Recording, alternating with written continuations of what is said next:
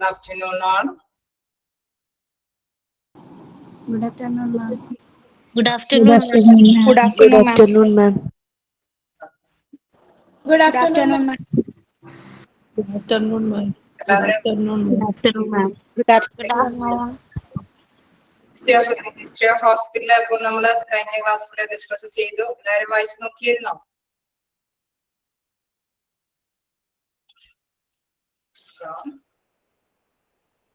നോക്കിയിരുന്നോ? എന്തെങ്കിലും ഡൗട്ടുകളുണ്ടോ?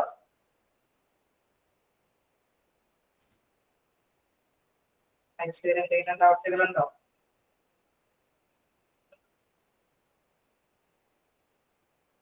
അപ്പൊ നമ്മള് കഴിഞ്ഞ ക്ലാസ്സിൽ എവിടെ വരെയാ ഡിസ്കസ് ചെയ്തത്?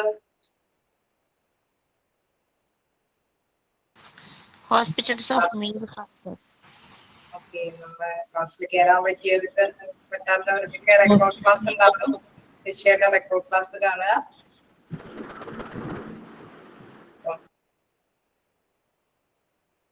ചാപ്റ്റർ 2 ഹിസ്റ്ററി ഓഫ് ഹോസ്പിറ്റൽ ആണ് നമ്മൾ സ്റ്റാർട്ട് ചെയ്തിരിക്കുന്നത്.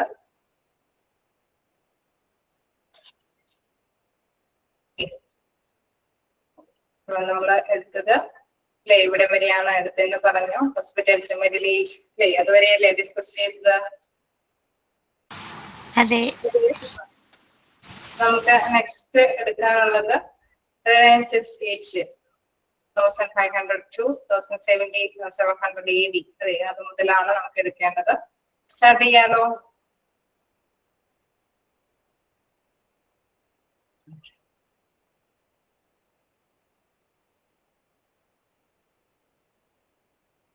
അപ്പൊ നമ്മള് ആദ്യ കാലഘട്ടത്തിന്റെ ആ ഒരു ഹോസ്പിറ്റലിന്റെ ആ ഒരു ഫെസിലിറ്റി എങ്ങനെയാണ് വളർന്ന് വന്നത് എന്നുള്ളത് നമ്മൾ സ്റ്റാർട്ട് ചെയ്തപ്പോൾ തന്നെ അല്ലെ, ഒരു തുടക്കത്തിൽ പറഞ്ഞു. ആദ്യ കാലഘട്ടങ്ങളിലൊന്നും ഇത്തരത്തിലുള്ള ഹോസ്പിറ്റലിൽ നമ്മളുടെ ചിന്താഗതികളിലൊന്നും ഉണ്ടായിരുന്നില്ല അല്ലെ, അതിനുള്ള ആ ഒരു എക്കണോമിക്കൽ ആയിട്ടുള്ള സ്റ്റേജസ് ആയിരുന്നില്ല. പിന്നെയാണ് ഡെവലപ്പ് ചെയ്ത് പല അല്ലെ, പുറത്താണെങ്കിലും ഇന്ത്യയിലാണെങ്കിലും വ്യത്യസ്ത അല്ലെ ചക്രവർത്തിമാരൊക്കെ അവരുടെ ഇത് ഹോസ്പിറ്റലിലൊക്കെ സ്റ്റാർട്ട് ചെയ്ത കാര്യങ്ങളൊക്കെയാണ് നമ്മൾ ഡിസ്കസ് ചെയ്തത്.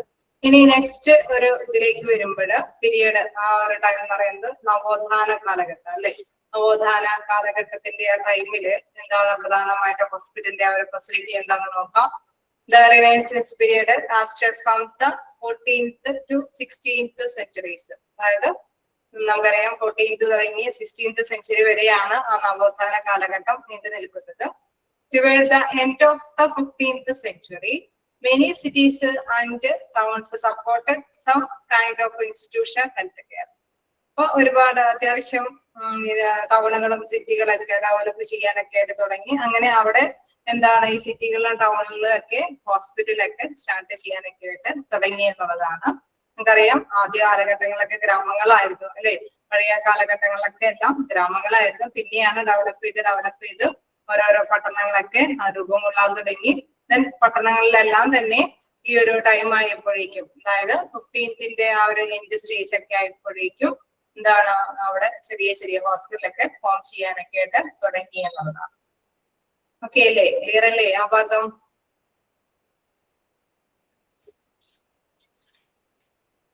അതായത് ആ കാലഘട്ടത്തില് ടൗണുകളിലൊക്കെ ചെറുതായിട്ടൊക്കെ ഹോസ്പിറ്റൽ രൂപം കൊള്ളത്. ഓക്കെ, വീണ്ടും എന്താണ് അല്ലെ നമ്മളുടെ വിദ്യാർത്ഥിക്കരയിൽ വരികയാണെങ്കിൽ മോഡേൺ പീരീഡ് ആണ്. മോഡേൺ പീരീഡിൽ ആധുനിക കാലഘട്ടത്തില് 1750 to 1950 AD വരുന്ന കാലഘട്ടം ആവുമ്പോഴേക്കും the first incorporated hospital in America was the Philadelphia Hospital in Philadelphia. അതായത് അവിടെ നമുക്കറിയാം ഫിലാഡൽഫിയ ഹോസ്പിറ്റൽ, അവിടെ ആ ഗ്രാമത്തില് ഒരു ഇൻകോർപ്പറേറ്റഡ് ആയിട്ടുള്ള ഒരു ഹോസ്പിറ്റൽ അമേരിക്കയിൽ രൂപം കൊള്ളാനായിട്ട് തുടങ്ങി. ഇൻകോർപ്പറേറ്റഡ് എന്ന് പറയുമ്പോൾ പങ്കാളിത്തത്തോട് കൂടിയിട്ട് ഹോസ്പിറ്റലൊക്കെ ഫോം ചെയ്യാനൊക്കെ തുടങ്ങി അല്ലെ. അപ്പൊ ആ ഒരു രീതിയിൽ അമേരിക്കയിലെ ഫിലാഡൽഫിയയിലാണ് ആദ്യമായിട്ട് ഒരു ഹോസ്പിറ്റൽ ഫോം ചെയ്തത്. പെനിസ്ലാവിയ അല്ലെ, പെനിസ്ലാവിനിയ എന്നുള്ള പേരിലാണ് ആ ഹോസ്പിറ്റല് അറിയപ്പെടുന്നത്. പ്രത്യേകിച്ച് ഒന്നും പ്രധാനമായിട്ടൊന്നും ഇതിലേക്ക് നോട്ട് ചെയ്ത് പോകാനില്ല. ഇനിവേ നിങ്ങൾ ആ പേരുകളൊന്ന് ജസ്റ്റ് ഒന്ന്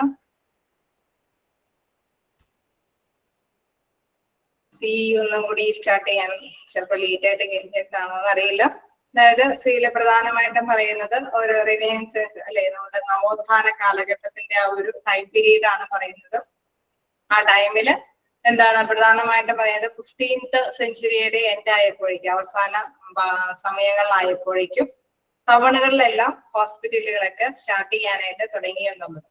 അതായത് ഇൻസ്റ്റിറ്റ്യൂഷൻ ഹെൽത്ത് കെയർ സ്ഥാപിക്കാനായിട്ട് some kind of institution health care എന്താണ് ടൗണുകളിലെല്ലാം അവരുടെ സിറ്റിയിൽ ടൗണുകൾക്ക് കുറച്ച് അല്ലെ എല്ലാവരുടെയും കൂടി സപ്പോർട്ടോട് കൂടിയിട്ട് തന്നെ അവിടെ ഹോസ്പിറ്റലൊക്കെ ഫോം ചെയ്യാനായിട്ട് തുടങ്ങി എന്നുള്ളത്. നമുക്കറിയാം പഴയ കാലഘട്ടം ആയപ്പോൾ എന്താണ് ഗ്രാമങ്ങളൊക്കെ ഡെവലപ്പ് ചെയ്ത് വരിക്കുന്നുള്ളത് അല്ലെ.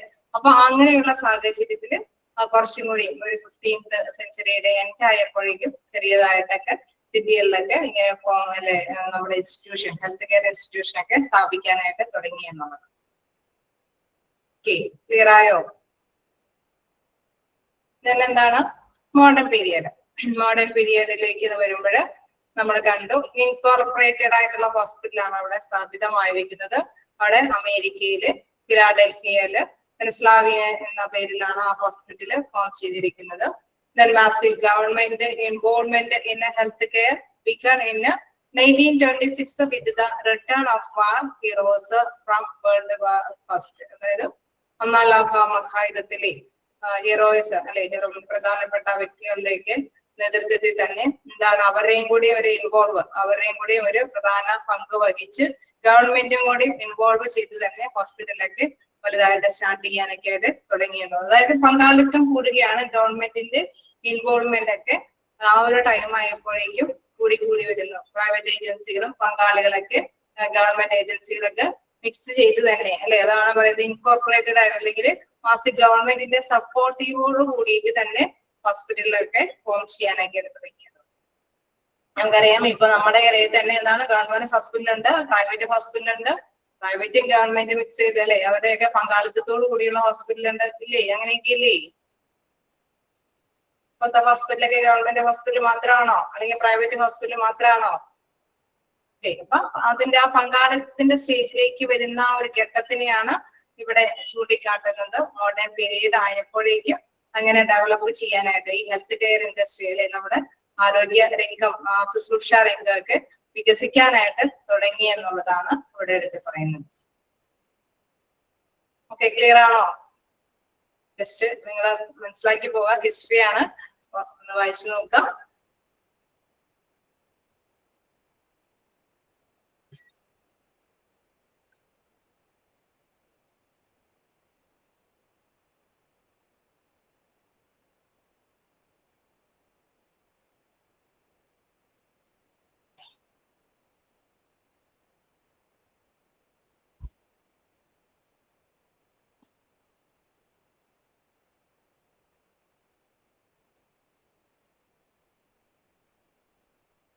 ഓക്കെയാണോ? നെക്സ്റ്റ് ഇതിലേക്ക് പോകാം.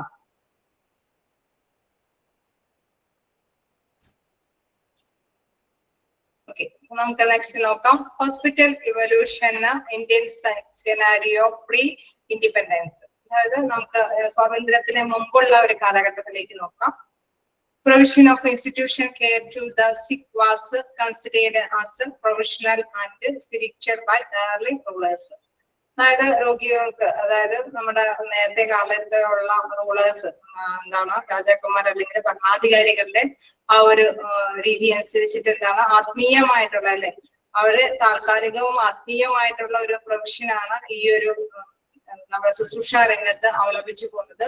Provision of institution care to sick was considered as a professional and spiritual by early rulers അല്ലെ ആത്മീയമായിട്ടുള്ള ശുശ്രൂഷകളൊക്കെയാണ് ആ ആദ്യ കാലഘട്ടങ്ങളിലെ റൂളേഴ്സ് ഒക്കെ നടപ്പാക്കി കൊണ്ടുപോകുന്നത്. പിന്നെ നെക്സ്റ്റ് വരികയാണെങ്കിൽ ആത്രേയ കേട്ടിട്ടുണ്ടോ? ആത്രേയ മഹർഷി എന്നൊക്കെ ഉള്ളത് കേട്ടിട്ടുണ്ടാവും അല്ലെ. ഹിസ്റ്ററികളിലൊക്കെ നമ്മൾ കേൾക്കുന്ന പദങ്ങളാണ് സുശ്രുത, ആത്രേയ, ചരക്ക എന്നൊക്കെ ഉള്ള പദങ്ങളൊക്കെ അല്ലെ സ്കൂൾ ലെവലിലൊക്കെ പഠിച്ചു പോകുന്ന പദങ്ങളാണ്. അപ്പൊ അവരെയൊക്കെ കുറിച്ചിട്ടുള്ള കാര്യങ്ങൾ നോക്കുകയാണെങ്കിൽ the first Indian physician and teacher who lived in the University of Takshashila. അതായത് തക്ഷശില സർവകലാശാലയിൽ ജീവിച്ചിരുന്ന ഇന്ത്യയിലെ ആദ്യത്തെ വൈദ്യനും അതോടൊപ്പം തന്നെ എന്താണ് അധ്യാപകനുമായിരുന്ന ഒരു മഹർഷിയാണ് ആരെന്ന് പറയുന്നത് ആത്രേയ മഹർഷി എന്ന് പറയുന്നത്. the first Indian physician and teacher who lived in the University of Takshashila. തക്ഷശിലയില് ജീവിച്ചിരുന്ന ആ യൂണിവേഴ്സിറ്റിയില് ജീവിച്ചിരുന്ന ആദ്യത്തെ ഇന്ത്യൻ ഫിസിഷ്യനുമാണ്. അതോടൊപ്പം തന്നെ അധ്യാപകനുമായിരുന്നു ആരെന്ന് പറയുന്നത് ആത്രേയ മഹർഷി എന്ന് പറയുന്നത്. ഓക്കെ, നമ്മുടെ ഈ സ്വാതന്ത്ര്യത്തിന് മുമ്പുള്ള ചരിത്രത്തിലേക്ക് വരികയാണ്. അപ്പൊ ആത്രേയ എന്നുള്ള ഒരു നെയിം അല്ലെ, അത് പ്രധാനമായിട്ടും ചിലപ്പോ ഒക്കെ ചോദിച്ചു കാണാറുണ്ട്. ദ ഫസ്റ്റ് ഇന്ത്യൻ ഫിസിഷ്യൻ അല്ലെ, who is the first Indian physician എന്നുള്ള ലെവലിൽ തന്നെ ചോദിച്ചു കാണാറുണ്ട്. അദ്ദേഹത്തിന്റെ പേരാണ് ആത്രേയ. ഓക്കെ, ക്ലിയർ അല്ലേ? അണ്ടർലൈൻ ചെയ്ത് പോവാ.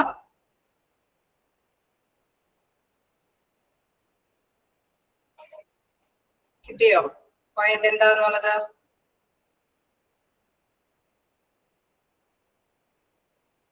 ക്ലിയറായോ?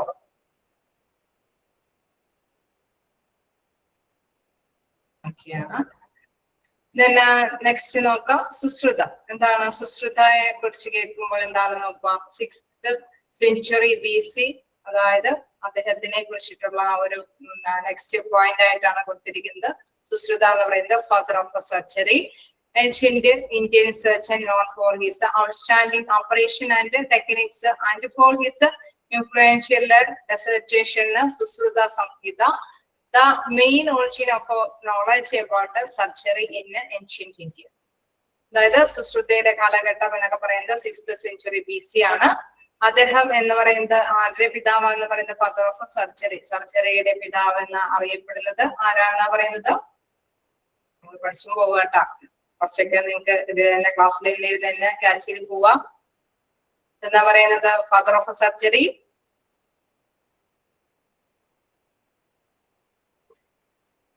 Who is the father of surgery? Okay, so okay, Susruta is the father of it. Okay, നമുക്ക് കുറച്ചും കൂടി സ്ലോ ആയിട്ട് പോവാം. ഇങ്ങനെ വേടുകളായതുകൊണ്ടായിരിക്കാം. ഓക്കെ, സുശ്രുത എന്ന് പറയുന്നത് father of surgery. Father of surgery ആരാന്ന് ചോദിച്ചാല് സുശ്രുതയാണ്. അപ്പൊ ആദ്യത്തെ നമ്മൾ ഏതാ ക്വസ്റ്റ്യൻ ആണ് പറഞ്ഞത്? Who is the first Indian physician? ആരാണ് ഫസ്റ്റ് ഇന്ത്യൻ ഫിസിഷ്യൻ എന്ന് പറയുന്നത്? ആത്രേയ. ഓക്കെ, ക്ലിയർ അല്ലേ? ആത്രേയ എന്ന് പറയുന്നത് സുശ്രുതയെ കുറിച്ചിട്ടാണോ? സുശ്രുത എന്ന് പറയുന്നത് 6th century BC യിലുള്ളതാണ്. അദ്ദേഹം എന്ന് പറയുന്നത് ഫാദർ ഓഫ് സർജറിയാണ് അല്ലെ, ഫാദർ ഓഫ് സർജറി. നമ്മുടെ ഓപ്പറേഷനുമായി ബന്ധപ്പെട്ടൊക്കെയുള്ള കാര്യങ്ങൾക്ക് അദ്ദേഹത്തിന്റെ പിതാവ് എന്നറിയപ്പെടുന്ന വ്യക്തിയാണ് സുശ്രുത എന്നുള്ള വ്യക്തി. പിന്നെ അദ്ദേഹത്തിന്റെ കാര്യം എടുത്ത് നോക്കിയാല് ancient Indian surgeon known for his outstanding operation and techniques and for his influential dissertation. അതായത് അദ്ദേഹത്തിന് എന്താണ് ഈ പലതരത്തിലുള്ള കാര്യങ്ങൾ അല്ലെ, അദ്ദേഹം കുറെ പഠിച്ച് അല്ലെ അറിവ് നേടിയ വ്യക്തിയാണ്. അതുകൊണ്ട് തന്നെ അദ്ദേഹം പഠിച്ച കുറെ കാര്യങ്ങളുടെയൊക്കെ പ്രബന്ധം അദ്ദേഹം എഴുതി വെച്ചിട്ടുണ്ട്. ആ പ്രബന്ധത്തിന്റെ പേരാണ് ഡെസർട്ടേഷൻ. ഡെസർട്ടേഷൻ എന്ന് വെച്ചാൽ പ്രബന്ധം അല്ലെ. അദ്ദേഹം എഴുതിയ പ്രബന്ധത്തിന്റെ പേരാണ് സുശ്ര സംഹിത. ഓക്കെ, ക്ലിയർ അല്ലേ? And for his influential dissertation Sushruta Sanhita.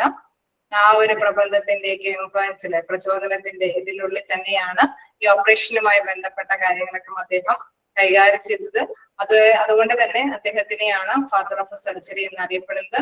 The main origin of knowledge about surgery in ancient India. Ancient ഇന്ത്യയിലെ പുരാതന ഇന്ത്യയിലെ മെയിൻ ആയിട്ട് അല്ലെ നമ്മുടെ ഓപ്പറേഷനുമായി ബന്ധപ്പെട്ട നോളജ് ഒക്കെ പകർന്നു തരുന്ന ഒരു പ്രബന്ധമാണ് സുശ്ര സംഹിത എന്നുള്ളത്.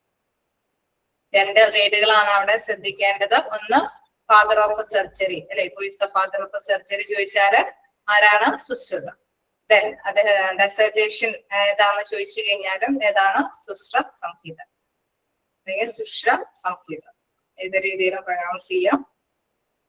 സുശ്ര സംഹിത. ഓക്കെ അല്ലേ? ക്ലിയർ ആണോ?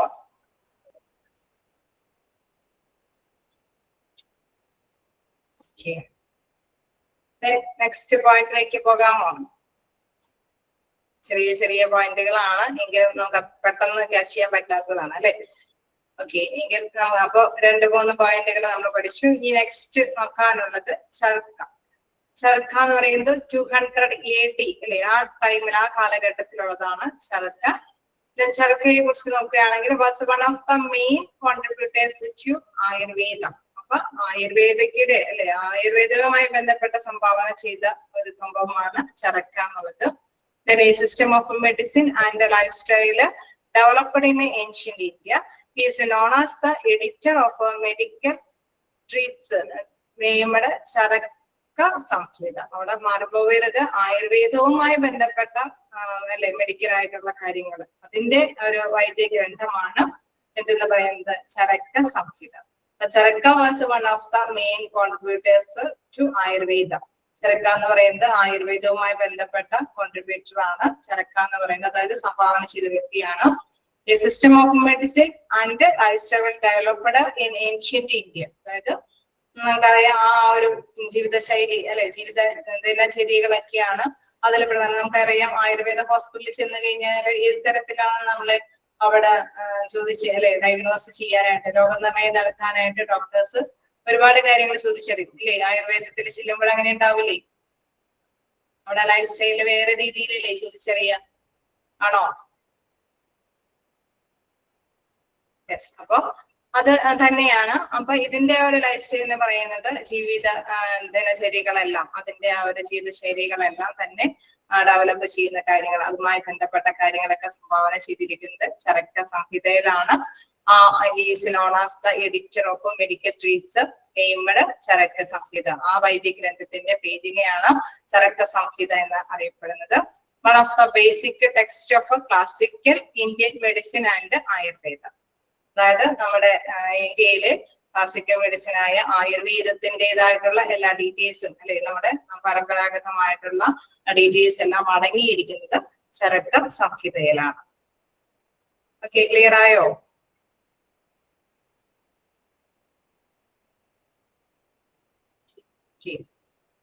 നമ്മുടെ പുരാതന ഗ്രന്ഥമാണ് ഇത്. അതായത് ഇതില് നമ്മൾ നേരത്തെ പറഞ്ഞു സുഷിര സംഹിത അല്ലെ, അത് എന്തുമായി ബന്ധപ്പെട്ടതാണ്? അദ്ദേഹത്തിന്റെ ഇൻഫ്ലുവൻ്റൽ ആയിട്ടുള്ള ഒരു പ്രബന്ധമാണ്. ആരുടെ ഇൻഫ്ലുവൻ്റൽ ആയിട്ടുള്ള പ്രബന്ധമാണ്? സുശ്രുതയുടെ ഇൻഫ്ലുവൻ്റൽ ആയിട്ടുള്ള പ്രബന്ധമാണ്.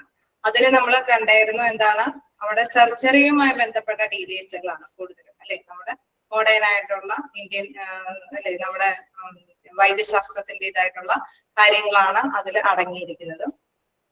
നെക്സ്റ്റ് നമ്മൾ നോക്കുന്നത് ചരക്കയാണ്. അപ്പൊ ചരക്ക എന്ന് പറയുന്നത് അത് എന്തിന്റെ കോൺട്രിബ്യൂട്ടേഴ്സ്, അതായത് ആയുർവേദവുമായി ബന്ധപ്പെട്ട കാര്യങ്ങളാണ് അതിൽ സംഭാവന ചെയ്തിരിക്കുന്നത്. അത് സംഭാവന ചെയ്തിരിക്കുന്ന വ്യക്തിയുടെ പേരാണ് ചരക്ക. അദ്ദേഹത്തിന്റെ വൈദ്യ ഗ്രന്ഥത്തിന്റെ പേരാണ് ചരക്ക സംഹിത. ക്ലിയർ ആയോ? ഇത്രയും പോയിന്റ് ക്ലിയർ ആയോ? ഓക്കെ, അതാണ് അതിൽ പ്രധാനമായിട്ടും നോട്ട് ചെയ്യേണ്ട 2 പോയിന്റ്. അതാണ് ആയുർവേദത്തിന്റെ കോൺട്രിബ്യൂട്ടർ ആരാണ്? ചരക്കയാണ്. അദ്ദേഹത്തിന്റെ മെഡിക്കൽ ട്രീറ്റ്സ് എന്ന് പറയുന്നത് വൈദ്യ ഗ്രന്ഥത്തിന്റെ പേരാണ് ചരക്ക സംഹിത. ആയുർവേദവുമായി ബന്ധപ്പെട്ട നമ്മുടെ ഇന്ത്യയിലെ ശാസ്ത്രീയ വശങ്ങളെല്ലാം മനസ്സിലാക്കുന്നത് ഏതിൽ നിന്നാണ്? ചരക്ക സംഹിതയിൽ നിന്നാണ്. ഓക്കെ, ക്ലിയർ അല്ലേ?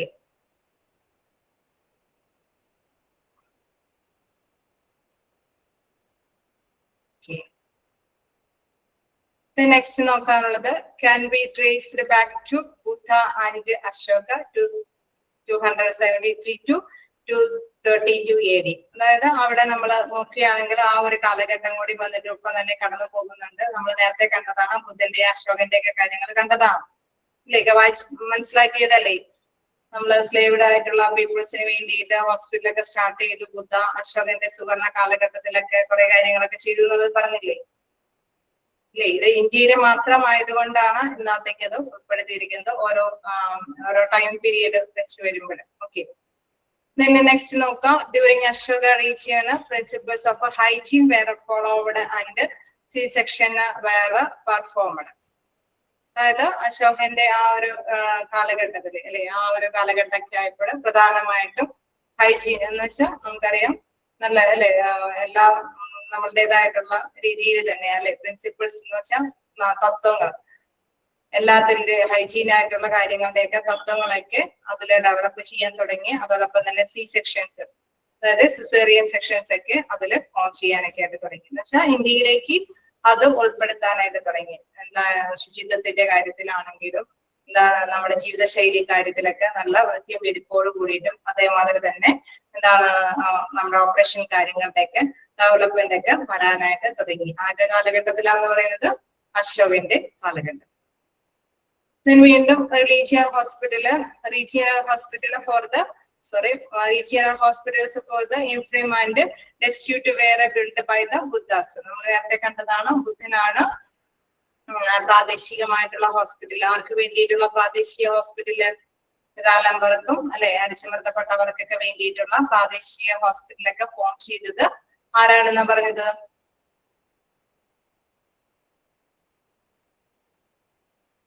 ബുദ്ധയാണ്. ഓക്കെ, നെക്സ്റ്റ് ഉള്ളത് അക്ബർസ് പീരീഡ്, യുനാനി മെഡിസിൻ ഒക്കെ ഡെവലപ്പ് ചെയ്തിരുന്ന കാലഘട്ടം എന്ന് പറയുന്നത് അക്ബറിന്റെ കാലഘട്ടമാണ്. ഓക്കെ, നിങ്ങൾ എന്തെങ്കിലുമൊക്കെ ചിലപ്പോ ഒന്ന് വേർഡ്സുകൾ ഒന്ന് പറഞ്ഞു പോകുന്നുണ്ടാവും. എനിക്കൊരു പല്ലിന്റെ ഒരു ചെറിയ പ്രോബ്ലംസ് ഉണ്ട്. എനിവേ ഡൗട്ടുകൾ ഫീൽ ചെയ്യുന്നുണ്ടെങ്കിൽ ചോദിക്കാട്ടോ. Okay,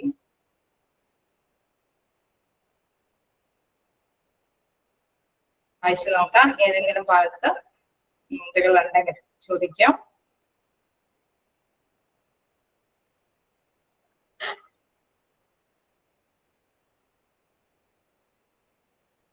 ninth point, Akbar's period, അതായത് അക്ബറിന്റെ കാലഘട്ടമായപ്പോ യുനാനി മെഡിസിൻ, നിങ്ങൾക്ക് ഇതിന്റെയൊക്കെ മെഡിസിനെ കുറിച്ചിട്ടൊക്കെ പഠിക്കാനുണ്ട് കേട്ടോ. വേറൊരു ചാപ്റ്റർ അതിന് വേണ്ടി മാത്രമുണ്ട്, ആയുർവേദം, യുനാനി, അതേമാതിരി തന്നെ നാച്ചുറോപ്പതി. അതായത് നമ്മുടെ പല അല്ലെ ഇപ്പോഴത്തെ മോഡേൺ ഹോസ്പിറ്റലിൽ മാത്രമല്ല എല്ലാ കാര്യത്തിനെ കുറിച്ചിട്ടും ഒരു പ്രത്യേക ക്ലാസ് ഉണ്ട് അതിന് വേണ്ടിയിട്ട്. അതിന് ഡീറ്റെയിൽ ആയിട്ട് തന്നെ മിസ് പഠിപ്പിച്ചു തരും. ഓക്കെ, എന്താണ് ഡെസ്റ്റിറ്റ്യൂട്ട് എന്ന് പറയുമ്പോൾ? നിരാലംബര്, അടിച്ചമർത്തപ്പെട്ടവരെന്നുള്ള മീനിങ് ആണ്. Seventh point, during Ashoka's region principles of hygiene were followed and C sessions were performed. അതായത് ആ ടൈം ആയപ്പോഴേക്കും അല്ലെ നമ്മുടെ അശോകന്റെ പീരീഡ് ആയപ്പോഴേക്കുമാണ് സിസേറിയൻ സെഷൻസ് ഒക്കെ, അതായത് ഹോസ്പിറ്റലില് എന്താണ് നമ്മുടെ ഓപ്പറേഷൻ തിയേറ്ററുമായി ബന്ധപ്പെട്ട സെഷൻസ് ഒക്കെ ഡെവലപ്പ് ചെയ്യാനായിട്ട് തുടങ്ങിയ കാലഘട്ടം എന്ന് പറയുന്നത് അശോകന്റെ ആ ഒരു കാലഘട്ടമായിരുന്നു. ഫസ്റ്റ് പോയിന്റ് എന്ന് പറയുന്നത് provision of institution care to the sick was considered as a professional and spiritual by early rulers.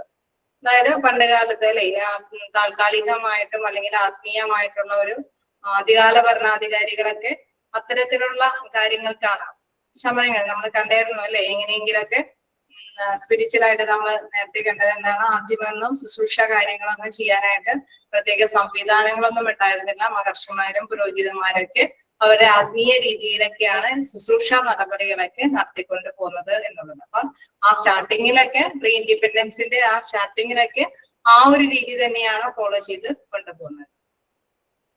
Okay, അപ്പൊ റൂളേഴ്സും അത് തന്നെ ഫോളോ ചെയ്യാനൊക്കെ ആയിട്ടാണ് തുടങ്ങിയത്. ഓക്കെ, ക്ലിയർ ആണോ?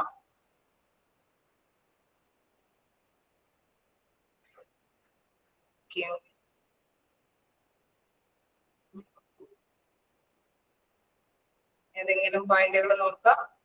ആ വേർഡുകളൊക്കെ അണ്ടർലൈൻ ചെയ്യുക. ആയുർവേദവുമായി ബന്ധപ്പെട്ട ചരക്ക, എന്താണ് സർജറിയുമായി ബന്ധപ്പെട്ടതാണ് സുശ്രുത, അദ്ദേഹത്തിന്റെ പ്രബന്ധമാണ് സംഹിത, ചരക്ക സംഹിത എന്നുള്ളതാണ് ഈ ആയുർവേദവുമായി ബന്ധപ്പെട്ട.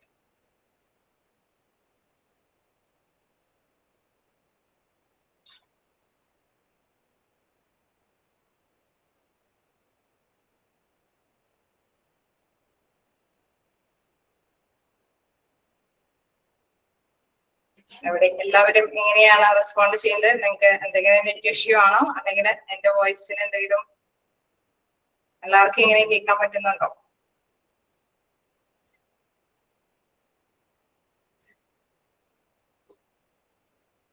ക്ലിയർ ആണ്, കേൾക്കാം എന്നാ പറയുന്നത്. കേൾക്കാൻ പറ്റുന്നില്ല എന്നുള്ളത് എന്തെങ്കിലും ചിലപ്പോ ഇഷ്യൂ ആയിരിക്കും.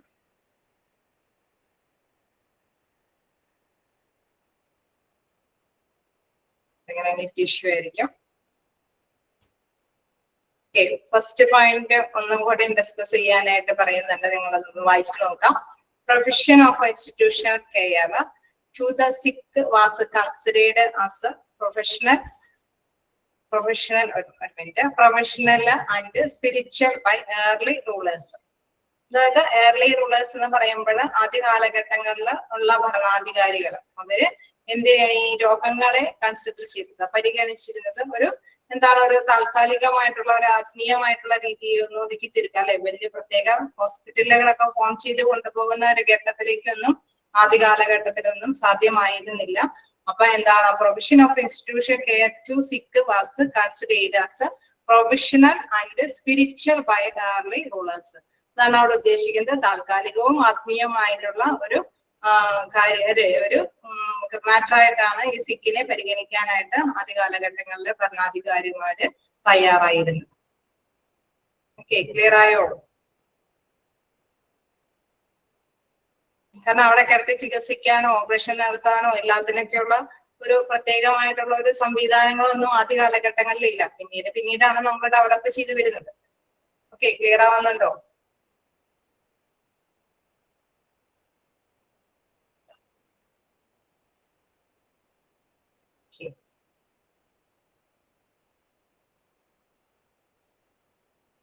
എന്താണ് സിക്സ്ത് പോയിന്റ് നോക്കാം. Can be traced back to Buddha and Ashoka 2073 to 272 AD. അതായത് നമ്മളതില് ബുദ്ധന്റെയും ഇത് അശോകന്റെ ഒക്കെ കാലഘട്ടത്തിന്റെ കുറച്ച് ഹിസ്റ്ററീസ് ഒക്കെ ഇവിടെ പറഞ്ഞതാണ്. 232 BC, 273 to 232 BCയുടെ കാലഘട്ടം നമ്മൾ അവിടെ ഡിസ്ക്രൈബ് ചെയ്തതാണ്. കിങ് ഓഫ് അശോകന്റെയും അതോടൊപ്പം തന്നെ ബുദ്ധയുടെ കാലഘട്ടത്തിലാണ് നമ്മൾ കണ്ടത് ഡെസ്റ്റിറ്റ്യൂട്ട് അല്ലെ നമ്മൾ അല്ലെങ്കിൽ ഇൻഫേർം ആയിട്ടുള്ള പേഴ്സൺസിനൊക്കെ റീജിയണൽ ഹോസ്പിറ്റലൊക്കെ ഫോം ചെയ്തത്. ഓക്കെ, ക്ലിയർ ആയോ? അതുകൊണ്ടാണ് അത് അവിടെ അങ്ങനെ ഒരു മീനിങ്ങിൽ അങ്ങനെയുള്ള ഒരു സെന്റൻസിൽ തന്നെ നിർത്തിയിരിക്കുന്നത്. ക്ലിയർ ആയോ? ഇതൊന്നും ബൈഹാർട്ട് പഠിക്കേണ്ട, ഹിസ്റ്ററീസ് ഒന്നും ബൈഹാർട്ട് പഠിക്കേണ്ട കാര്യമില്ല. മോക്ക് ടെസ്റ്റ് എന്തായാലും ഉൾപ്പെടുത്തി പോകും. കുറച്ച് ക്വസ്റ്റ്യൻസേ നമുക്ക് ഇതിലും പ്രതീക്ഷിക്കാനുള്ളൂ. നിങ്ങൾക്ക് അല്ലാതെ തന്നെ ഇഷ്ടംപോലെ പഠിക്കാൻ വരും. ഇത് ജസ്റ്റ് ആ ഒരു ഹോസ്പിറ്റൽ ഫോം ചെയ്യുന്നത് ഒന്ന് കടന്നു പോകുന്നതിനെ കുറിച്ചിട്ടുള്ള ജസ്റ്റ് ഒരു സ്റ്റാർട്ടിങ് മാത്രമാണ്. ഇതൊന്നും ബൈഹാർട്ട്, ഞാൻ അതുകൊണ്ട് തന്നെയാണ് അണ്ടർലൈൻ ചെയ്യേണ്ട പോയിന്റ്സ് ഒക്കെ അണ്ടർലൈൻ ചെയ്ത് വിടുന്നത്. ഓക്കെ, ക്ലിയർ അല്ലേ?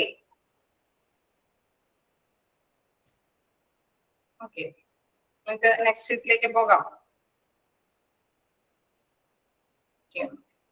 നെക്സ്റ്റ് നോക്കാം.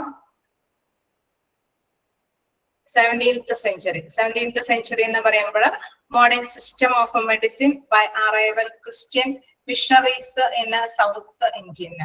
അതായത് ആ ഒരു കാലഘട്ടമൊക്കെ ആയപ്പോഴേക്കും ക്രിസ്ത്യൻ മിഷണറീസ് ഒക്കെ അല്ലെ തെക്കേ ഇന്ത്യയിലൊക്കെ അതിലൂടെയൊക്കെ അതായത് അവരുടെയൊക്കെ ഒരു സംഭാവനയൊക്കെ വന്നു തുടങ്ങി. ഇതിലേക്ക് നമ്മുടെ ആയുർവേദ അല്ലെ ഹോസ്പിറ്റലിൻ്റെതായിട്ടുള്ള പരിചരണ വിഭാഗത്തിലേക്കൊക്കെ അവരുടെയൊക്കെ സംഭാവനയൊക്കെ വന്നു തുടങ്ങി. ജസ്റ്റ് ആ ഒരു ഈ ഓരോ ഭാഗത്ത് എങ്ങനെയാണ് ഈ ഒരു ഹോസ്പിറ്റലിലേക്ക് എത്തിപ്പെടുന്നതെന്നുള്ള ഒരു ചരിത്രം മാത്രം മനസ്സിലാക്കാൻ വേണ്ടിയിട്ടാണ്. അതിലേക്കൊന്നും കൂടുതൽ എക്സ്പ്ലനേഷൻ ഒന്നും പറയുന്നില്ല. അപ്പൊ ജസ്റ്റ് ഒന്ന് മനസ്സിലാക്കി പോവുക. പിന്നെ വീണ്ടും അടുത്ത പോയിന്റിലേക്ക് വരുന്നത് ഈസ്റ്റ് ഇന്ത്യ കമ്പനി അല്ലെ. അവിടെ നിന്ന് ഇവിടെ നിന്നൊക്കെയാണ് നമുക്ക് മനസ്സിലാവും. പല സ്ഥലത്തു നിന്നുള്ള കുറെ ഇതുകളാണ് ഇതിനകത്ത് കൊടുത്തിരിക്കുന്നത് അല്ലെ. എല്ലാത്തിന്റെയും ഫുള്ളായിട്ടുള്ള ഡീറ്റെയിൽസ് ഒന്നും ഇതിൽ കോൺസെൻട്രേറ്റ് ചെയ്ത് പറയുന്നില്ല. ജസ്റ്റ് ഒന്ന് എങ്ങനെയാണ് ഈ കാലഘട്ടത്തിലുള്ള ഹോസ്പിറ്റൽ ഫെസിലിറ്റീസ് വരാനായിട്ട് ഉള്ള ഒരു സ്റ്റാർട്ടിങ് എങ്ങനെയായിരുന്നു എന്നുള്ളത് മനസ്സിലാക്കാൻ വേണ്ടിയിട്ടാണ്.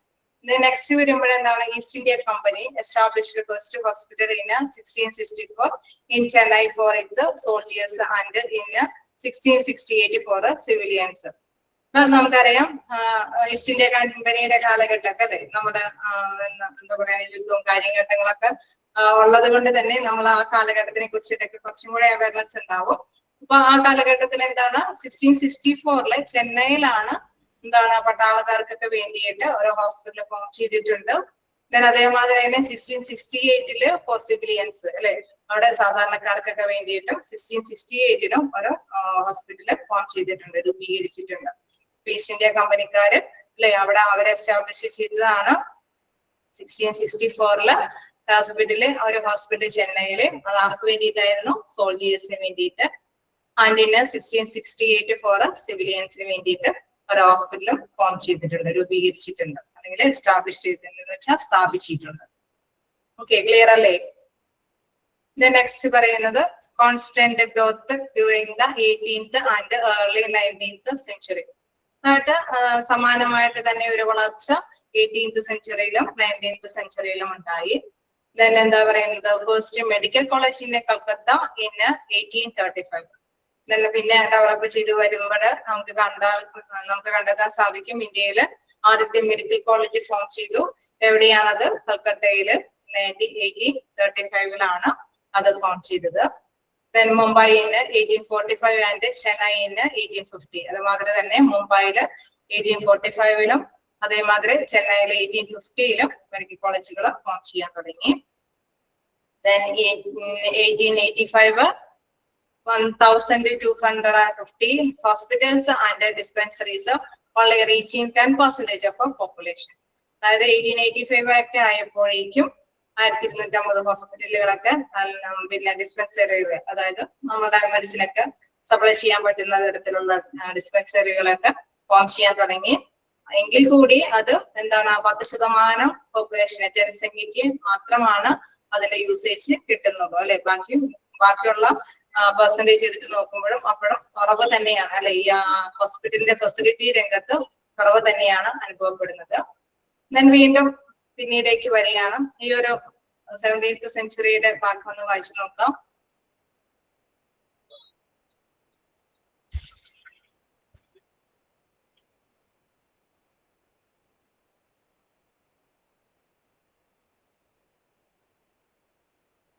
ഒന്നുകൂടി പറഞ്ഞു പോകുന്നത് കണ്ടോ?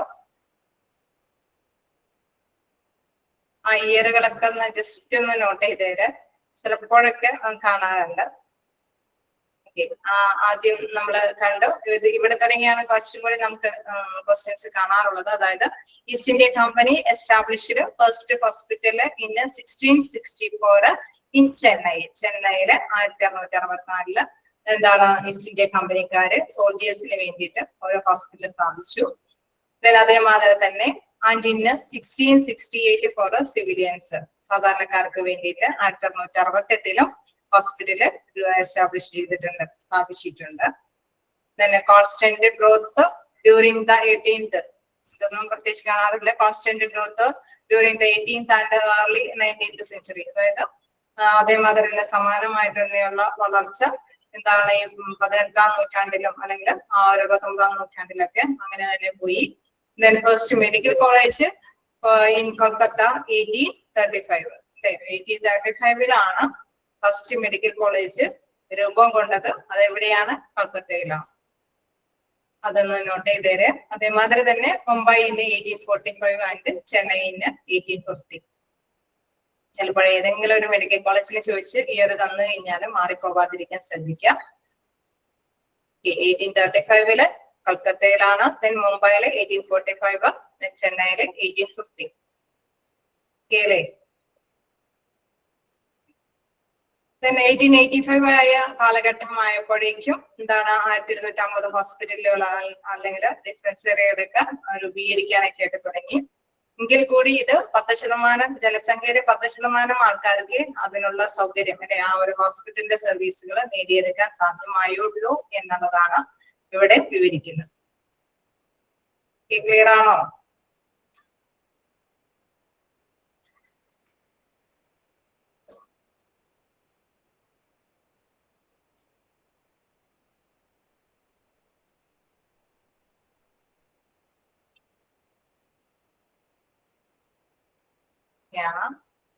കണ്ടിന്യൂ ചെയ്തോട്ടെ.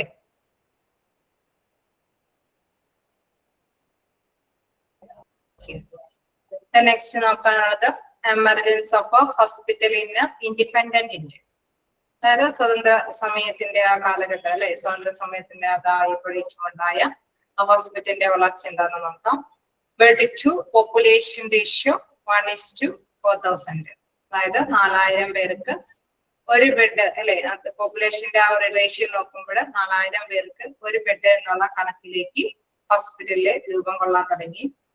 ഡോക്ടർ ടു പോപ്പുലേഷൻ റേഷ്യോ 1:6300, അതായത് 6300ഓളം പേർക്ക് വേണ്ടിയിട്ട് ഒരു ഡോക്ടർ എന്ന നിലയിൽ ഡെവലപ്പ് ചെയ്യാൻ തുടങ്ങി. നഴ്സ് പോപ്പുലേഷൻ റേഷ്യോ 1:40,000, അതായത് 40,000 പേർക്ക് ഒരു നേഴ്സ് എന്നുള്ള രീതിയിൽ തന്നെ അവിടെ നഴ്സുമാരുടെ എണ്ണം കൂടാനായിട്ട് തുടങ്ങി. എന്താ പറയുന്നത്, disparity in facility in urban and rural, അതായത് അവിടെ അസമത്വങ്ങൾ അല്ലെ കൂടുതലായിട്ട് അർബൻ ഏരിയയിലും റൂറൽ പട്ടണങ്ങളിലും ഗ്രാമങ്ങളിലൊക്കെ ഒരു അല്ലെ ഇതിന്റെയൊക്കെ ഒരു ഫെസിലിറ്റീസ് നമ്മുടെ ഹോസ്പിറ്റലിന്റെ ഒരു സൗകര്യങ്ങൾ അത് അസമത്വങ്ങളൊക്കെ എന്ന് വെച്ചാൽ പൊരുത്തക്കേടുകളൊക്കെ ഉണ്ടാവാൻ തുടങ്ങി. കാരണം നമുക്കറിയാം ഗ്രാമങ്ങളിലൊക്കെ വളരെ പതിയെയാണ് ഹോസ്പിറ്റലൊക്കെ ഫോം ചെയ്യാൻ തുടങ്ങിയത് അല്ലെ. ഏറ്റവും ആദ്യം പട്ടണ പ്രദേശങ്ങളിലാണ് ഹോസ്പിറ്റലുകളൊക്കെ രൂപീകരിക്കാനായിട്ട് തുടങ്ങിയത്. അങ്ങനെയല്ലേ? ആണോ? അതെ. അപ്പൊ നമ്മൾക്കറിയാം ഹോസ്പിറ്റലുകള് എല്ലാ സൗകര്യങ്ങളും അങ്ങനെ തന്നെയാണ് അല്ലെ. പട്ടണ പ്രദേശങ്ങളിലായിരിക്കും ആദ്യം രൂപം കൊള്ളുക, എല്ലാം പിന്നീടാണ് ഗ്രാമങ്ങളിലേക്കൊക്കെ വ്യാപിക്കുക. അറ്റ് ഇൻഡിപെൻഡൻസ് എന്താണ് ഇവിടെ പറയുന്നത്, 11,000 ഹോസ്പിറ്റൽ ബെഡ്, 7,400 ഹോസ്പിറ്റൽസ്. ഇൻഡിപെൻഡൻസ് ആയ ടൈം ആയപ്പോഴേക്കും ഇതിലൊന്നും ഞാൻ പറഞ്ഞല്ല, ഹിസ്റ്ററി ആയതുകൊണ്ടൊന്നും ഹാർട്ട് പഠിക്കുക എന്നല്ല, ഈ ഒരു ഹോസ്പിറ്റൽ എങ്ങനെ ഇവിടം വരെ എത്തി എന്നുള്ളതിലേക്കുള്ള ഒരു ജസ്റ്റ് ഒരു ചുവടുവെപ്പ് മാത്രമാണ്. നിങ്ങളത് മനസ്സിലാക്കി പോകുക. ഒന്നും ബൈഹാർട്ട് പഠിക്കാനൊന്നും ഇല്ല, ഇതിലൊന്നും ക്വസ്റ്റ്യൻസ് ഒന്നും കാണാറുമില്ല. അപ്പൊ ജസ്റ്റ് ഒന്ന് മനസ്സിലാക്കാം. ഇൻഡിപെൻഡൻസ് ആയ ടൈം ആയപ്പോഴേക്കും 11,000 അല്ലെ 11,000 ഹോസ്പിറ്റലൊക്കെ അവിടെ ഫോം ചെയ്തു. എന്താ പറയുന്നത് 7,400 ബെഡ് അല്ലെ, അത്രയും ബെഡ് 11,000 ഹോസ്പിറ്റൽ ബെഡ് അല്ലെ, ഇത്രയും ബെഡുകളുള്ള ഹോസ്പിറ്റലുകളായി. എന്താണ് 7,400 ഹോസ്പിറ്റൽ, 7,400ഓളം ഹോസ്പിറ്റലുകളായി. 11,000ഓളം ബെഡുകളെല്ലാം ഡെവലപ്പ് ചെയ്യാനായിട്ട് തുടങ്ങി. എന്താ പറയുന്നത്, since past 50 years concept of today's hospital, അതായത് ഇപ്പോ അല്ലെ ഈ ഒരു 50 years മുതൽ 50 മുതലുള്ള കാലഘട്ടം മുതൽ തുടങ്ങി ഇപ്പോഴുള്ള ഹോസ്പിറ്റലിലൊക്കെ രൂപീകരിക്കാനൊക്കെ ആയിട്ട് തുടങ്ങിയെന്നുള്ളത്. ഈ ഒരു മോഡേൺ കാലഘട്ടത്തിലേക്ക് എത്തുമ്പോൾ അല്ലെങ്കിൽ ഇന്നോവേറ്റീവ് ആയിട്ടുള്ള ഈ കാലഘട്ടത്തിലേക്ക് എത്തി നിൽക്കുമ്പോൾ എങ്ങനെയാണ് പഴയ കാലഘട്ടത്തിന്റെ ഹോസ്പിറ്റലിന്റെ വളർച്ച എന്നുള്ളത് ഒന്ന് ജസ്റ്റ് പറഞ്ഞു തരുന്നതേ ഉള്ളൂ. അതില് പ്രധാനമായിട്ട് ഒരുപാട് പഠിക്കണം എന്നില്ല, ബൈഹാർട്ട് പഠിക്കണം ഒന്നുമില്ല, ജസ്റ്റ് നോട്ട് ചെയ്യാൻ പറഞ്ഞ പോയിന്റ്സ് ഒക്കെ ഒന്ന് പഠിച്ചു പോവുക. പൊതുവെ കുറച്ച് ക്വസ്റ്റ്യൻസ് ഒക്കെയാണ് ഈ ഭാഗത്തു നിന്ന് കാണാറുള്ളത്. ഓക്കെ, വായിച്ചു നോക്കാം.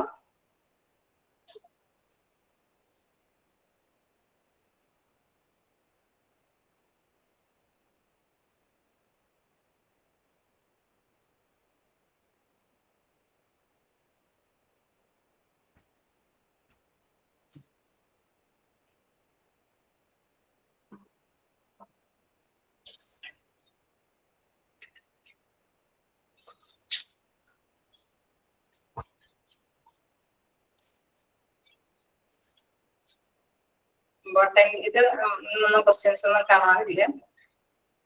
ഇവിടെ ഞാൻ ഇയേഴ്സ് കുറച്ച് നോട്ട് ചെയ്യാൻ പറഞ്ഞിട്ടുണ്ട്. ഇതിൽ മാത്രം തന്നെ ഇതില് കുറച്ച് കാര്യങ്ങളൊക്കെ നോട്ട് ചെയ്യാൻ പറഞ്ഞിട്ടുണ്ട്. മിക്കവാറും മോക്ക് ടെസ്റ്റ് ഉണ്ടായിരിക്കുന്ന ക്വസ്റ്റ്യൻസ് ഒക്കെ തന്നെ ഉണ്ടാവാൻ ചാൻസ് ഉള്ളൂ, കാണാനുള്ളൂ. അധികം ഇതിൽ നിന്നും പ്രതീക്ഷിക്കേണ്ട കാര്യമില്ല.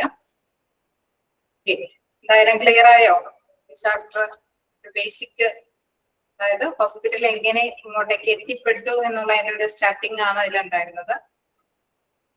ആണോ? മോക്ക് ടെസ്റ്റില് നിങ്ങൾക്ക് കിട്ടാറില്ലേ? സാധാരണ അറ്റൻഡ് ചെയ്യാൻ കിട്ടാറുണ്ട്. തലേ ദിവസത്തെ പിറ്റേ ദിവസമാണ് കിട്ടാറ്. ചിലപ്പോ നിങ്ങൾക്ക് കയ്യിൽ എത്തും. ഓക്കെ, തലേ ദിവസം പൊതുവെ പിറ്റേ ദിവസമാണ് എത്താറ്. എന്തായാലും ഈ ദിവസങ്ങളിൽ എത്തും. ഇന്നലെയാണല്ലോ എന്റെ സ്റ്റാർട്ടിങ്. എല്ലാ ക്ലാസ്സിന്റെയും മോക്ക് ടെസ്റ്റുകളില്ലേ? ഉണ്ട്. നമ്മുടെ സമയം ആവുന്നുള്ളൂ. ക്ലാസ് എത്തിക്കൊണ്ടേയിരിക്കുന്നുണ്ടാവും, നിങ്ങളുടെ കൈകളിൽ എത്തിയായിരിക്കും. ഇനി നമുക്ക് നെക്സ്റ്റ് നോക്കാനുള്ളത് ഞാനൊരു ചാപ്റ്ററും കൂടി കൂട്ടത്തിൽ എടുത്തിട്ടുണ്ട്. നിങ്ങളുടെ കയ്യിൽ കാണുമെന്ന് പ്രതീക്ഷിക്കുന്നു. ഫ്രണ്ട് ഓഫീസ് ഡിപ്പാർട്ട്മെന്റ് ആണ്. അത് ഇതുമാതിരത്തെ ഒരു ചെറിയ ചാപ്റ്റർ അല്ല, ഒരു വലിയ ചാപ്റ്റർ ആണ്. ഓക്കെ, കഴിഞ്ഞ ലെസണില് പ്രത്യേകിച്ച് ഡൗട്ടുകളൊന്നും ഇല്ലല്ലോ? എന്തെങ്കിലും ഡൗട്ടുകളുണ്ടോ?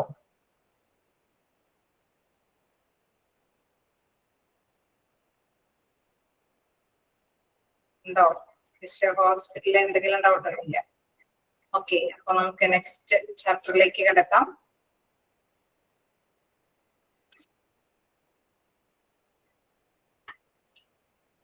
എല്ലാവരും വന്ന് നെക്സ്റ്റ് ചാപ്റ്റർ എടുക്കാം.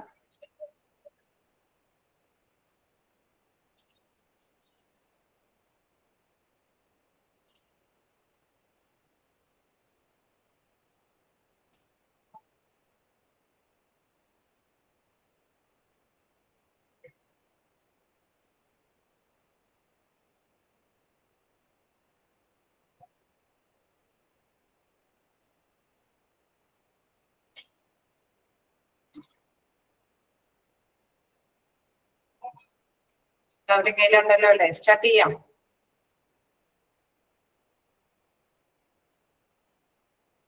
ഓക്കെ, നമ്മൾക്ക് അറിയാം, ഒരു ഹോസ്പിറ്റലിൽ ചെല്ലുമ്പോഴോ അല്ലെങ്കിൽ ഏതൊരു സ്ഥാപനത്തിൽ ചെല്ലുമ്പോഴോ നമ്മൾ ആദ്യം തന്നെ ഒരു വലിയ വലിയ സ്ഥാപനമൊക്കെ ആകുമ്പോൾ ആദ്യം തന്നെ വിസിറ്റ് ചെയ്യുന്ന ഒരു പ്ലേസ് ഏതായിരിക്കും? ഏതെങ്കിലും ഒരു സ്ഥാപനത്തിൽ അല്ലെങ്കിൽ ഹോസ്പിറ്റലിൽ ചെല്ലുമ്പോൾ നമുക്ക് ആ ഒരു സ്ഥാപനത്തിനെ കുറിച്ചിട്ട് അല്ലെങ്കിൽ നമ്മുടെ ആവശ്യം നിറവേറ്റാൻ വേണ്ടിയിട്ട് ഏതെങ്കിലും ഒരു വിങ്ങില് നമ്മള് അല്ലെ നമ്മുടെ കാര്യങ്ങൾ അറിയാൻ വേണ്ടിയിട്ട് ചോദിക്കും അല്ലെ? അത് റിസപ്ഷൻ അല്ലെ? റിസപ്ഷൻ ഏരിയയാണ്. അപ്പൊ ആ റിസപ്ഷൻ ഏരിയയെ കുറിച്ചിട്ട് പറയുകയാണെങ്കിൽ തീർച്ചയായിട്ടും നമുക്കറിയാം, അത് ഏതൊരു സ്ഥാപനമാണെങ്കിലും ഒരു റിസപ്ഷൻ ഏരിയ ഉണ്ടാവും അല്ലെ? അവിടെയായിരിക്കും നമ്മൾക്ക് ആവശ്യമായിട്ടുള്ള പൊതുജനങ്ങൾക്ക് അല്ലെങ്കിൽ അവിടെ ആ ഒരു സ്ഥാപനവുമായി ബന്ധപ്പെട്ട എന്തെങ്കിലും കാര്യം നടത്താൻ ആവശ്യമുള്ള ഏതൊരു വ്യക്തിക്കും എല്ലാ അറിവുകളും പകർന്നു തരുന്ന ഒരു പ്ലേസ് എന്ന് പറയുന്നത് റിസപ്ഷൻ ഏരിയ അല്ലെ? അതുതന്നെയാണ് നമ്മുടെ ഹോസ്പിറ്റലിലെ ഫ്രണ്ട് ഓഫീസിലും നമുക്ക് പഠിക്കാനുള്ളത്. അവിടെയും എന്താണ്, ഒരു ഫ്രണ്ട് ഓഫീസ് ഉണ്ടാവും. ഹോസ്പിറ്റലിലെ ഒരു ഫ്രണ്ട് ഓഫീസ് ഡിപ്പാർട്ട്മെന്റ് ഉണ്ട്. അവിടുത്തെ കാര്യങ്ങളെ കുറിച്ചിട്ടാണ് ഈ ഒരു ചാപ്റ്ററിൽ ഡിസ്കസ് ചെയ്യുന്നത്. ഓക്കെ, അവിടെ നമുക്കറിയാം റിസപ്ഷനിസ്റ്റ് നമ്മൾ ചോദിക്കുന്ന ചോദ്യങ്ങൾക്കെല്ലാം കൃത്യമായിട്ട് തന്നെ മറുപടികൾ പറയും. എന്താണ് ആവശ്യം അല്ലെ, എന്ത് കാര്യമാണ് എങ്കിലും അത് വ്യക്തമായ രീതിയിൽ തന്നെ അവർ മനസ്സിലാക്കിയിട്ട് അതിന് കൃത്യമായിട്ട് തന്നെയുള്ള മറുപടികൾ തീർച്ചയായിട്ടും ഓരോ റിസപ്ഷനിസ്റ്റും പറഞ്ഞു തരും. ശരിയല്ലേ? അങ്ങനെയല്ലേ? അല്ലേ? ഓക്കെ, അങ്ങനെ പറഞ്ഞു തരണമെങ്കിൽ തീർച്ചയായിട്ടും റിസപ്ഷനിസ്റ്റിനും കുറെ കഴിവുകൾ വേണം അല്ലെ? എല്ലാത്തിനെയും കുറിച്ചിട്ട് ഒരു നോളജ് വേണം അല്ലെ? ആ ഒരു പ്രവർത്തനം, ആ ഒരു ഡിപ്പാർട്ട്മെന്റ് അല്ലെങ്കിൽ അത് ആ ഒരു ഓഫീസ് ആണെങ്കിലും അല്ലെങ്കിൽ ഹോസ്പിറ്റൽ ആണെങ്കിലും ഏതൊരു സ്ഥാപനമാണെങ്കിലും ആ സ്ഥാപനത്തിൻ്റെതായിട്ടുള്ള എല്ലാ പ്രവർത്തനങ്ങളെ കുറിച്ചിട്ട് നല്ലൊരു അറിവ് ഇദ്ദേഹത്തിന് ഉണ്ടാവണം. അത് മാത്രമല്ല, ഈ വന്ന് ചോദിക്കുന്നവര് ചോദിക്കുന്ന കാര്യങ്ങൾ വ്യക്തമായിട്ട് കേൾക്കാനുള്ള ഒരു മനസ്സുണ്ടാവണം. കൃത്യമായിട്ട് അവർക്ക് മനസ്സിലാക്കി കൊടുക്കാനുള്ള, തിരിച്ചു മറുപടികളൊക്കെ മനസ്സിലാക്കി കൊടുക്കാനുള്ള ഒരു കഴിവുണ്ടാവണം. ശരിയല്ലേ? അതൊക്കെ വേണ്ടേ? വേണ്ടേ? വേണം. ഓക്കെ, അപ്പൊ അത്തരത്തിലുള്ള പ്രധാനപ്പെട്ട കാര്യങ്ങളെ കുറിച്ചിട്ടൊക്കെയാണ് അവരുടെ ക്വാളിറ്റീസ്, അവരെന്തൊക്കെ ഡ്യൂട്ടീസ് ആണ് ചെയ്യേണ്ടത്, അതേമാതിരി തന്നെ അവര് ആരൊക്കെയായിട്ട് ബന്ധപ്പെടണം, അവര് ആരുടെയൊക്കെ ഇടനിലക്കാരനായിട്ട് പ്രവർത്തിക്കുന്നുണ്ട്, അങ്ങനെയൊക്കെയുള്ള മാറ്റേഴ്സ് ഒക്കെയാണ് ഇതിൽ കൂടുതലും ഡിസ്കസ് ചെയ്ത് നമുക്ക് പഠിക്കാനുള്ളത്. അപ്പൊ നമുക്ക് സ്റ്റാർട്ട് ചെയ്യാലോ? ജസ്റ്റ് ഒന്ന് സ്റ്റാർട്ട് ചെയ്ത് വെക്കാം, എന്നിട്ട് കണ്ടിന്യൂഷൻ ആയിട്ട് നമുക്ക് നെക്സ്റ്റ് ക്ലാസ്സിൽ കണ്ടിന്യൂ ചെയ്യാം. ഓക്കെ, അപ്പൊ ഫസ്റ്റ് നോക്കാം പാരഗ്രാഫ് വർക്ക് ഫ്ലോ. അതിലെ ഫസ്റ്റിൽ ഒരു ഹെഡിങ് കൊടുക്കുന്നുണ്ട്, customers are kings and kings never unattend. അതായത് നമ്മള് ഒരു ഹോസ്പിറ്റലിൽ ആവുമ്പോൾ അവിടെ കസ്റ്റമേഴ്സ് ആയിട്ട് വരുന്നത് ആരായിരിക്കും? അതായത് കസ്റ്റമേഴ്സ് എന്ന് പറയുമ്പോൾ എന്താണ്?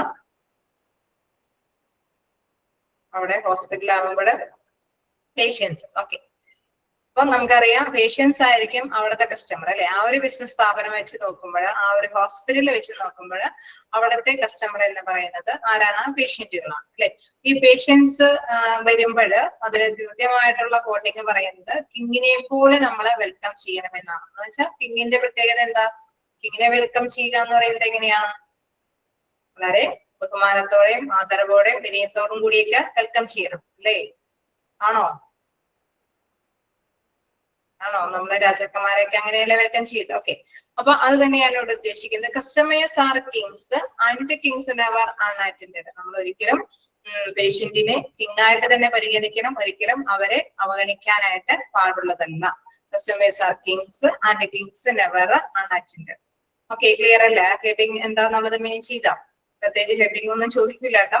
എന്താണ് അതിന്റെ മീനിങ് എന്നുള്ളത് മനസ്സിലാക്കുക. ഓക്കെ, നെക്സ്റ്റ് നമുക്ക് ഭാഗത്തേക്ക് നോക്കാം. A medical receptionist is an inevitable part of a well-functioning healthcare team. അതായത് നമ്മൾ ഒരു ഹെൽത്ത് കെയർ ടീം എന്ന് പറയുമ്പോൾ ഹോസ്പിറ്റലിന്റെ ആ ഒരു സുഗമമായിട്ട് പ്രവർത്തനത്തിന് ആവശ്യമായിട്ടുള്ള ഒരു മൊത്തത്തിലുള്ള ടീമിന്റെ ഒരു അവിഭാജ്യ ഘടകമാണ് ആരെന്ന് പറയുന്നു? മെഡിക്കൽ റിസപ്ഷനിസ്റ്റ് എന്ന് പറയുന്നത്. അപ്പൊ മെഡിക്കൽ റിസപ്ഷനിസ്റ്റ് എന്ന് പറയുന്ന വ്യക്തി ആരാണ്? ഇന്നവിറ്റബിൾ പാർട്ട് അല്ലെ, ഒരു അവിഭാജ്യ ഘടകമാണ്. എന്തിന്റെ? ഹെൽത്ത് കെയർ ടീമിന്റെ ഒരു അവിഭാജ്യ ഘടകമാണ്. ആ ചോദ്യം അത് പോയിന്റ് അണ്ടർലൈൻ ചെയ്യുക. ചെറുപ്പഴൊക്കെ കാണാറുണ്ട്. Who is an inevitable part of a well functioning health care team? Okay, clear ആയോ? സെന്റൻസ് എന്താണ് മീൻ ചെയ്തതെന്ന് മനസ്സിലായോ? ഓക്കെ, ഇനി നെക്സ്റ്റ് നോക്കാം. Doctors, nurses and other medical and administrative staff members depend upon the medical receptionist to create a friendly, welcoming and well-organized front office for patients and to facilitate the well functioning of the hospital. അപ്പൊ നമ്മൾ കണ്ടു അല്ലെ, ആദ്യം തന്നെ visit ചെയ്യുമ്പോൾ ആദ്യം തന്നെ നമ്മൾ കാണുന്ന ഒരു വ്യക്തിയാണ് റിസപ്ഷനിസ്റ്റ് എന്ന് പറയുന്നു. അപ്പൊ നമ്മള് പേഷ്യൻസിലേക്ക് വളരെയധികം ശ്രദ്ധ കൊടുക്കണം അല്ലെ, അവരെ വളരെ മാന്യമായിട്ട് തന്നെ വെൽക്കം ചെയ്യണമെന്നൊക്കെ നമ്മൾ കണ്ടായിരുന്നു. then ഇവിടെ വീണ്ടും പറയുകയാണ്, എവരെയും അല്ലെ എല്ലാവരെയും കൂടി ഹെൽപ്പ് ചെയ്യുന്ന ഒരു മിഡിലായിട്ട് പ്രവർത്തിക്കുന്ന ഒരു വ്യക്തിയാണ് ആരെന്ന് പറയുന്നത്? റിസപ്ഷനിസ്റ്റ് എന്ന് പറയുന്നത്. കാരണം നമുക്ക് നോക്കാം, doctors, nurses and other medical and administrative staff members depend upon the medical receptionist. എല്ലായ്പ്പോഴും അവരെ നമുക്കറിയാം, അവിടെ പേഷ്യൻസ് രജിസ്ട്രേഷൻ നടത്തുന്നത് റിസപ്ഷനിസ്റ്റിന്റെ പക്കലാണ് അല്ലെ. അദ്ദേഹത്തിൽ നിന്ന് ചോദിച്ചറിഞ്ഞ് കാര്യങ്ങളെല്ലാം ചോദിച്ചറിഞ്ഞിട്ടാണ് അഡ്മിഷനിലേക്ക് എടുക്കുന്നത്. അപ്പൊ അവരുടെ അഡ്മിഷന് അനുസരിച്ചിട്ട് തന്നെയാണ് ഡോക്ടേഴ്സിന് എത്ര പേഷ്യൻസ് ഉണ്ട്, അല്ലെങ്കിൽ നഴ്സുമാർക്ക് എന്തെങ്കിലുമൊക്കെ ഡ്യൂട്ടീസ് ഇവർക്ക് വേണ്ടിയിട്ട് എന്തെങ്കിലുമൊക്കെ നടപടികൾ സ്വീകരിക്കേണ്ടതുണ്ടോ, അതെല്ലാം തന്നെ തീരുമാനിക്കുന്നത് ഇവരുടെ പക്കൽ നിന്നുള്ള ഡീറ്റെയിൽസിന്റെ ബേസിലാണ്. ശരിയല്ലേ? ആണോ? ഓക്കെ, അപ്പൊ ഇത്തരത്തിലുള്ള ഈ സംഘടിതപരമായിട്ടുള്ള ഈ രീതിയിൽ നിൽക്കുമ്പോൾ ഏറ്റവും എന്താണ് മെഡിക്കൽ റിസപ്ഷനിസ്റ്റ് ഒരു നല്ല ഡിപ്പെൻഡബിൾ ആയിട്ടുള്ള ഒരു പേഴ്സൺ ആണ്. അത് മാത്രമല്ല പറയുന്നത്, medical receptionist to create a friendly, welcoming and well organised front office for patients and to facilitate the well functioning of the hospital. അതായത് ഹോസ്പിറ്റൽ നല്ല സുഗമമായിട്ട് പ്രവർത്തിക്കണമെങ്കിൽ ഓക്കെ, നമ്മള് തീർച്ചയായിട്ടും ഇത് റിപ്പീറ്റ് ചെയ്ത് പോകുന്ന ഒരു ഇത് തന്നെയാണ്. ഓക്കെ, പറഞ്ഞു പോവാം. നല്ല ഒരു ഹോസ്പിറ്റല് നല്ല രീതിയിൽ പ്രവർത്തിച്ചു പോകണമെങ്കിൽ എന്തൊക്കെ ആവശ്യമാണ്?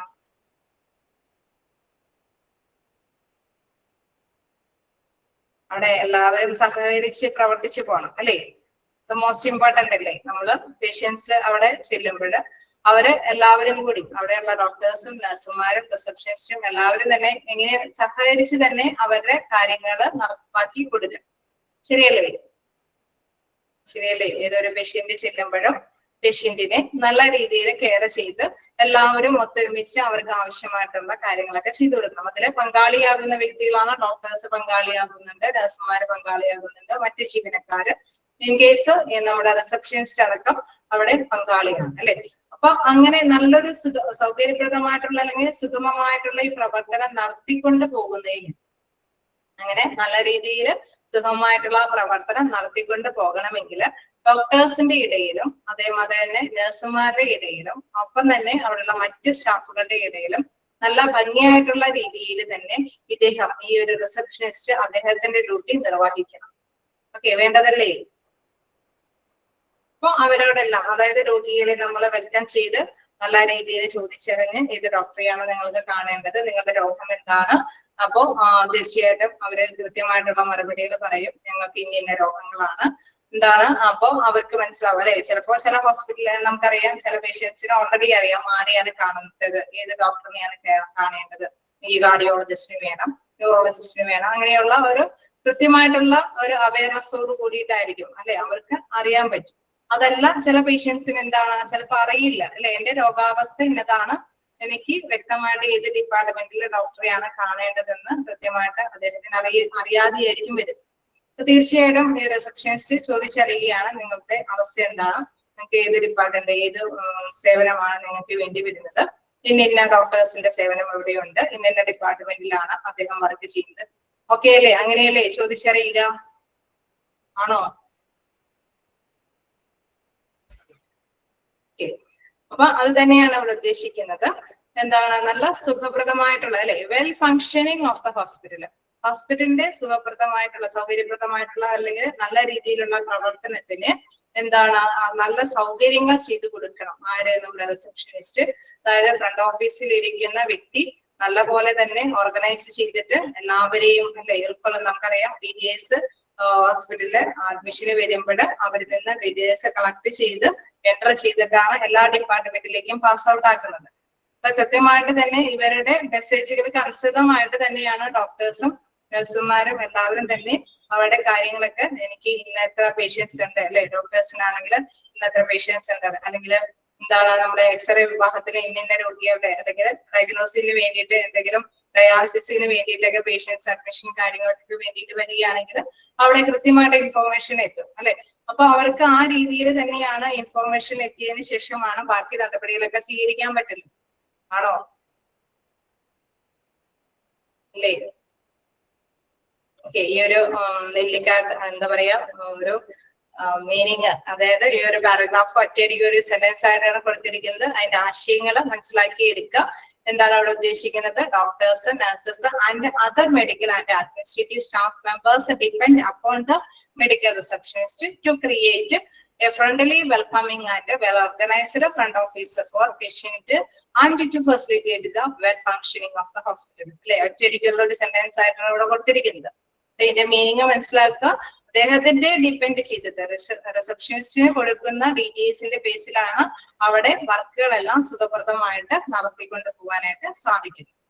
ഓക്കെ, അതുകൊണ്ട് തന്നെ ഇവര് നല്ല രീതിയിൽ ഫ്രണ്ട്ലി നല്ല സൗഹൃദമായ രീതിയിൽ തന്നെ പേഷ്യൻസിനെ വെൽക്കം ചെയ്ത് അവരിൽ നിന്ന് കാര്യങ്ങളെല്ലാം ചോദിച്ചറിഞ്ഞ് നല്ല ഒരു ഓർഗനൈസിങ് ഫോമിൽ അല്ലെ നല്ലൊരു സൗകര്യപ്രദമായിട്ടുള്ള രീതിയിൽ തന്നെ അത് കോർഡിനേറ്റ് ചെയ്ത് എല്ലാവർക്കും നല്ല സൗകര്യപ്രദമായിട്ടുള്ള സേവനങ്ങൾ പ്രദാനം ചെയ്യേണ്ട ഒരു പ്രധാനപ്പെട്ട കണ്ണിയായിട്ട് പ്രവർത്തിക്കുന്ന വ്യക്തിയാണ് ആരെന്ന് പറയുന്നത്? നമ്മുടെ റിസപ്ഷനിസ്റ്റ് എന്ന് പറയുന്നത്. ഓക്കെ, ക്ലിയർ ആയോ?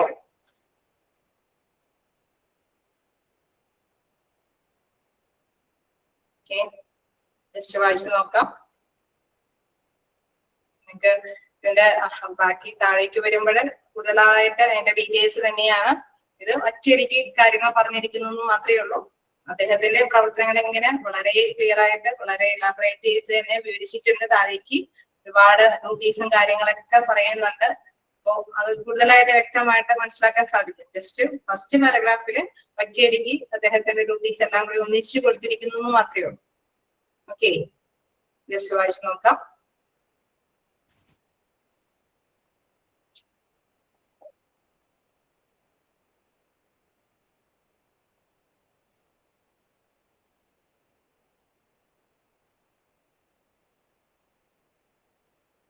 ഏതൊരു ഹോസ്പിറ്റലാണെങ്കിലും നല്ല പരിചരണം വേണം അല്ലെ, എങ്കിൽ മാത്രമാണ് വീണ്ടും പേഷ്യൻസ് അവിടെ വരികയുള്ളൂ അല്ലെ.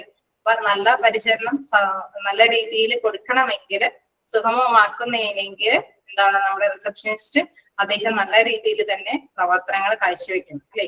അതാണ് അവിടെ പ്രധാനമായിട്ടും ഡോക്ടേഴ്സ് നഴ്സുമാരും അവരുടെ സ്റ്റാഫുകളെല്ലാം സൗഹൃദപരമായിട്ടുള്ള രീതിയിൽ പരിചരണം നൽകണം. ആ നല്ല പരിചരണ പ്രവർത്തനത്തിന് സുഗമമാക്കുന്നതിന് മെഡിക്കൽ റിസപ്ഷനിസ്റ്റ് തന്നെയാണ് ആശ്രയിക്കേണ്ടി വരുന്നത്, അദ്ദേഹത്തിനെയാണ് ആശ്രയിക്കേണ്ടി വരുന്നത്. അതുകൊണ്ടാണ് ഡിപ്പെൻഡബിൾ പേഴ്സൺ എന്ന് പറയുന്നത്. ഓക്കെ, ക്ലിയർ ആയോ?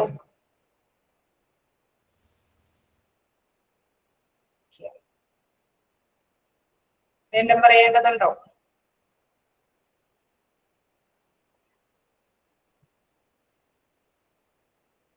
ക്ലിയർ ആണ്.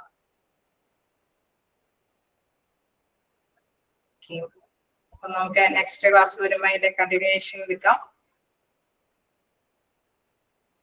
പിന്നെ റണ്ണിലോട്ട് ആക്കിയിട്ടുണ്ട്. എന്തെങ്കിലും ഡൗട്ടുകളുണ്ടോ?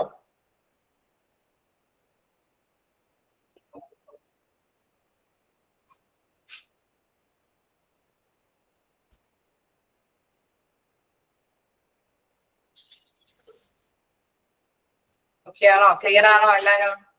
ഇന്നെടുത്തത് എന്തെങ്കിലും ചോദിക്കാണ്ടെ ചോദിക്കാം. ക്ലിയർ ആണ്. നമുക്കിപ്പോ നെക്സ്റ്റ് ക്ലാസ് തുടങ്ങി ഇതിന്റെ കണ്ടിന്യൂവേഷൻ എടുക്കാം. ഇനി അങ്ങോട്ടേക്ക് നിങ്ങൾക്ക് വലിയ കുഴപ്പമുണ്ടാവില്ല. എന്താണ് റിസപ്ഷനിസ്റ്റ് എന്നുള്ള ആ ഒരു ഐഡിയ കിട്ടി കാണുമില്ലേ? കിട്ടിയോ?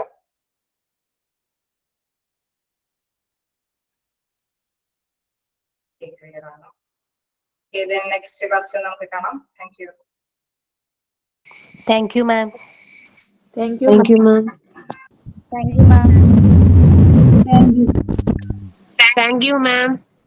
Thank you, ma'am. Perfect.